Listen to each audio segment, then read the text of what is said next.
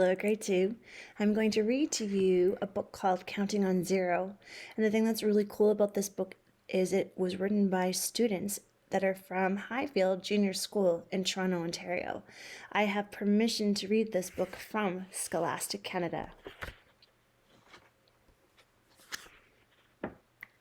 It was another bad day for Zero. She watched with dread as Miss Zing had the class make a graph of their favorite numbers. One by one, the children went up to the blackboard and cast their votes for 1, 2, 3, 4, 5, 6, 7, 8, and even 9. But not a single child voted for Zero.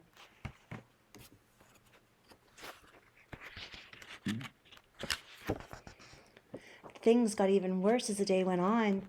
Abigail burst into tears when she got 0 on her spelling test, and caretaker Ben said a string of bad words when he checked his bank account and found that he had $0 in the bank. Why doesn't anyone like me? Sniffed Zero as her eyes filled with tears. Just then, 7 came around the corner and almost bumped into 0. 7 was the most popular number, and she knew it. All the other numbers liked hanging around with her. Oh, 0, I didn't see you there. You're such a big nothing that it's easy to miss you, said 7 with her nose in the air. The other numbers laughed at 7's joke and started making jokes of their own. 0 sure doesn't add much to a conversation. Or an addition question, said 3. Then 5 added, yeah, and if you subtract her, no one even knows that she's gone. All the other numbers were laughing so hard that they didn't even notice 0 as she quietly walked toward the door. Nobody here likes me or needs me. I may as well run away and try to find a place where I can be happy. I'm sure the other numbers are right. No one will even miss me when I'm gone,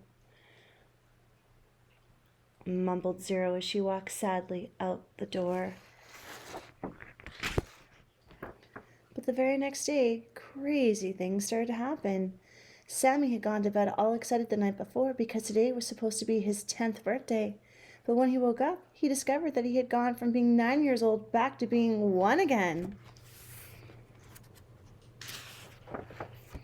The kindergarten grade 1 teachers had to tell their disappointed students that their 100th-day celebrations had to be canceled because all the zeros were missing. And in the higher grades, most math classes were canceled because the children couldn't count by tens or multiply or divide. They couldn't even add numbers that came to more than 9. And the world outside the school, things got even crazier. People kept getting confused about appointment times and travel schedules because now there were 2 1 o'clock times on the clock face. Dollar stores had to turn into 99-cent stores, and cash registers and computers everywhere just stopped working.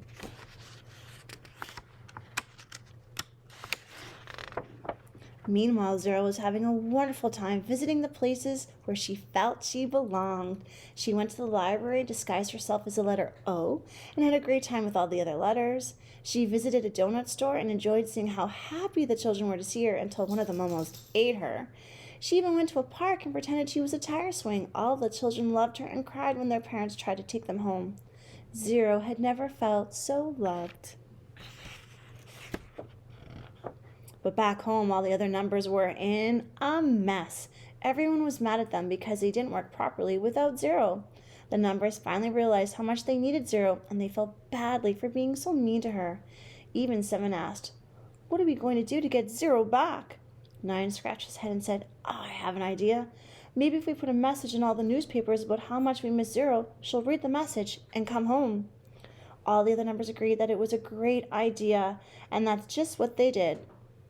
"Dear 0, we're sorry. Please come back. We need you," from the numbers. A day or two later, the door to the school opened and in walked 0 with a newspaper under her arm. All the other numbers were so excited to see her that they ran over and lifted her in the air. They apologized for being mean to her about how important she was, and Sammy finally turned 10. The 100th-day celebrations were back on, and math teachers everywhere breathed a huge sigh of relief.